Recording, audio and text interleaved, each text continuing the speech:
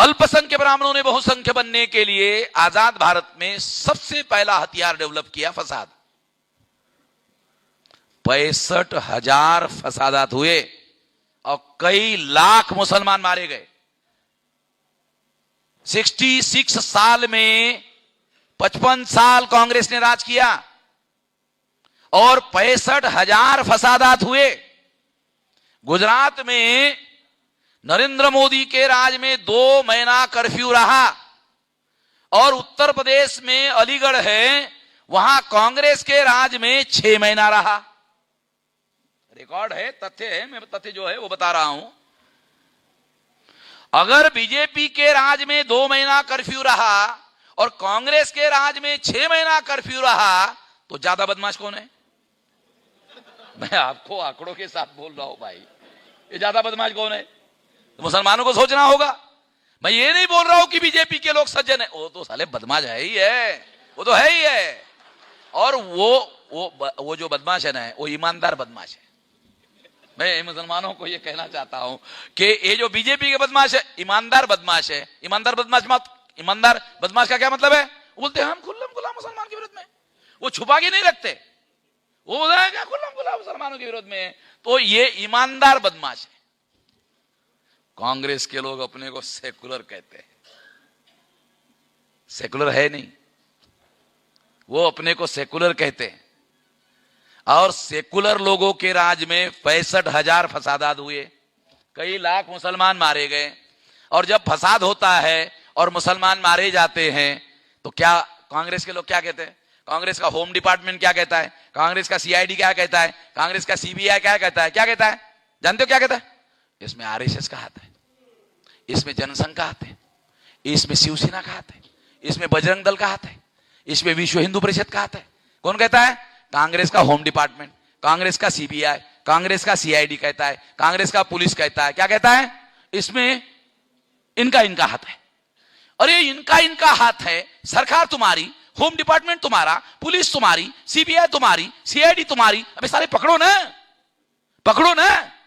पकड़ते नहीं, क्या कहते हैं? इसमें इसका हाथ का है, इसमें इसका हाथ है, इसमें इसका हाथ है। अबे तुम्हारा सरकार है और तुम खुद ही बोल रहे हो इसका हाथ है। अबे हाथ है तो पकड़ लो ना, पकड़ो, एविडेंस इकट्ठा करो, कोर्ट में खींच कर ले जाओ, उसके खिलाफ में ट्रायल चलाओ और ऐसे बदमाशों को जेल में डालो। ये करना चाहिए। तो कांग्रेस के लोग क्या सोचते हैं? इनको अगर जेल में डाल दिया तो अगली बार फसाद करने के लिए आदमी कहां से मिलेंगे? अगर अगली बार फसाद करने के लिए आदमी नहीं मिले तो फसाद नहीं होगा। फसाद नहीं होगा, मुसलमान इनसिक्योर नहीं होगा, मुसलमान असुरक्षित नहीं होगा। मुसलमान असुरक्षित नहीं होगा तो मुसलमान डरेगा नहीं, और मुसलमान डरेगा नहीं तो कांग्रेस को वोट कैसे डालेगा? शैतानी खेल समझा रहा हूं, ये कांग्रेस का जो शैतानी खेल है, एक खेल समझा रहा हूं। तो कांग्रेस फसाद करवाती है और फसाद में हिस्सेदार बनने वाले लोगों के खिलाफ में कभी कोई केस दायर नहीं करती है। ऐसा कोई रिकॉर्ड माइनॉरिटी कमीशन को पूछो कि भाई कांग्रेस के राज में कितने फसाद में कितने लोगों को कांग्रेस में जेल में डालने के लिए केसेस डाली, माइनॉरिटी कमीशन को पूछो, रिकॉर्ड बताएंगे वो लोग। ऐसा कोई रिकॉर्ड अवेलेबल नहीं है। अब सवाल है कि कांग्रेस ऐसे फसादात क्यों करती है? तो एक तो कारण बताया आपको, मगर सबसे बड़ी बात आपको बताना चाहता हूं कि जब फसाद होता है, मैं अपना इंडिविजुअल एक्सपीरियंस बताता हूं। मैं औरंगाबाद में पढ़ता था, औरंगाबाद में रहता था, औरंगाबाद में नौकरी करता था। मैं औरंगाबाद का किस्सा आपको बताता हूं। जब हिंदू मुसलमान का फसाद हुआ और बॉम्बे से शिवसेना आई, महानगर पालिका का चुनाव होने वाला था औरंगाबाद में, और 2 महीने पहले शिवसेना आई, 1 महीने पहले उसने फसाद करवा दिया। फसाद करवाते ही क्या हुआ? फसाद में क्या होता है जानते हो? फसाद में क्या होता है? फसाद में या तो हिंदू होता है या तो मुसलमान होता है। कोई शेड्यूल कास्ट नहीं होता, कोई शेड्यूल ट्राइब नहीं होता, कोई ओबीसी नहीं होता। फसाद में या तो हिंदू होता है या तो मुसलमान होता है। जब एससी एसटी ओबीसी का आदमी घर के बाहर निकलता है और फसाद करने वाले उसको पूछते हैं कौन हो, तो हिंदू। हिंदू क्यों कहता है? बोलते हला हिंदू नहीं कहूंगा तो मार देंगे। समझ रहे हो क्या? क्या समझा रहा हूं आपको, कुछ बातें समझा रहा हूं, समझ रहे हो क्या? अगर वो हिंदू नहीं कहेगा तो फसाद करवाने वाले लोग उसको पकड़ के मार देते हैं। तो वो एससी एसटी ओबीसी के लोग फसाद में क्या कहते हैं? फसाद में उनको पूछो कौन हो, हिंदू। अच्छा जा, ओ हिंदू, अच्छा जा जा, तो जाने देते हैं। समझ रहे हो ना? इसका मतलब है फसाद ब्राह्मणों का एससी एसटी ओबीसी को हिंदू बनाने का नेशनल गेम है। नेशनल गेम समझते हो? राष्ट्रीय खेल।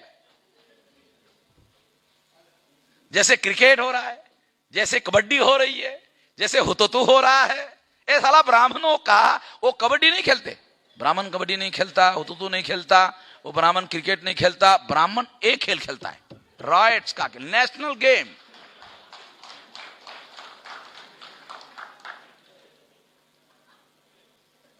और जिसके पास सत्ता पर नियंत्रण नहीं होगा वो फसाद नहीं करवा सकता। एक आईपीएस ऑफिसर ने किताब लिखी रिटायर होने के बाद। उसने कहा अगर एक एसपी ईमानदार हो तो उसके जिले में कभी भी फसाद नहीं हो सकता। तो उसका दूसरा मीनिंग क्या है? इसका मीनिंग यह है कि फसाद होता है, इसका मतलब है एसपी उसमें शामिल होता है। इसका दूसरा मीनिंग वह है। एसपी क्यों शामिल होता है? क्योंकि ऊपर से आदेश होता है। चुप रहो, लोगों के मन में मुसलमानों के विरोध में गुस्सा है, निकलने दो, निकलने, तुम चुप रहो, हम बोलेंगे तब कुछ करना। और फिर फसाद हो जाता है। 8-15 दिन के बाद में सरकार क्या करती है? इंस्पेक्टर ने गलत काम किया, एसपी ने गलत काम किया, आईजी ने गलत काम किया, transfer. Transfer is not a punishment. Transfer punishment नहीं है। ये राजनीति जो है, मैं आप लोगों को समझा रहा हूं। तो जब फसाद में एससी एसटी ओबीसी हिंदू हो जाते हैं, एससी एसटी ओबीसी फसाद में हिंदू हो जाते हैं, तो अल्पसंख्यक ब्राह्मण बहुसंख्य हो जाते हैं। ध्यान रखो, बहुत खास बात, ये बात मुसलमानों को समझने की है। अल्पसंख्यक ब्राह्मण बहुसंख्य हो जाते हैं, और बहुसंख्य होने के बाद में जब कांग्रेस चुनाव लड़ती है तो जो भी हिंदू हो गया वो कांग्रेस को, बीजेपी को, कम्युनिस्टों को, मार्क्सवादी कम्युनिस्टों को, जितनी ब्राह्मणों की पार्टियां हैं, ये जितने हिंदू बनते हैं ये केवल ब्राह्मणों के पार्टी का ही शिकार होते हैं और ब्राह्मणों के पार्टी को ही वोट डालते हैं। अब ब्राह्मणों के पार्टी को इन्होंने वोट नहीं डाला होता तो 3.5% ब्राह्मणों की 4 नेशनल लेवल की पार्टियां होती। अरे एक नेशनल लेवल की पार्टी होने के लिए कानून में लिखा हुआ है कि 4 राज्यों में 4% वोट, वो भी जो डिपॉजिट जब्त नहीं हुआ उसका ही काउंटिंग किया जाएगा।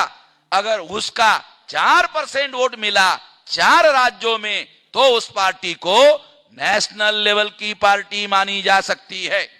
दूसरा क्राइटेरिया है 3 राज्यों में जिस पार्टी को 6% वोट, जिस वोट को डिपॉजिट जब्त जिसका हुआ है उसको छोड़ करके ये 6% होना चाहिए, वो पार्टी को नेशनल लेवल की पार्टी मानी जाती है। ब्राह्मणों के वोट 3.5% है, तो 3.5% की साली एक राज्य में भी मान्यता प्राप्त नहीं हो सकती। ये 4 नेशनल लेवल की रिकॉग्नाइज पार्टियां, या तो देश में कांग्रेस का राज है, इसका मतलब ब्राह्मणों का राज है, या तो बीजेपी का राज है, या तो इसका मतलब ब्राह्मणों का राज है, या तो कम्युनिस्टों का राज है, कम्युनिस्ट ब्राह्मणों का राज है, या तो मार्क्सवादी कम्युनिस्ट ब्राह्मणों का राज है। इसका मतलब है कांग्रेस, बीजेपी, कम्युनिस्ट और मार्क्सवादी कम्युनिस्ट, ये जितनी भी पार्टियां ब्राह्मणों की है, अगर इनका राज आता है तो रियलिटी में ब्राह्मण राज है, प्रैक्टिकल में ब्राह्मण राज है। तो इसका मतलब यह है कि भारत में अल्पसंख्य ब्राह्मणों को बहुसंख्य बनाने का तरीका है फसाद।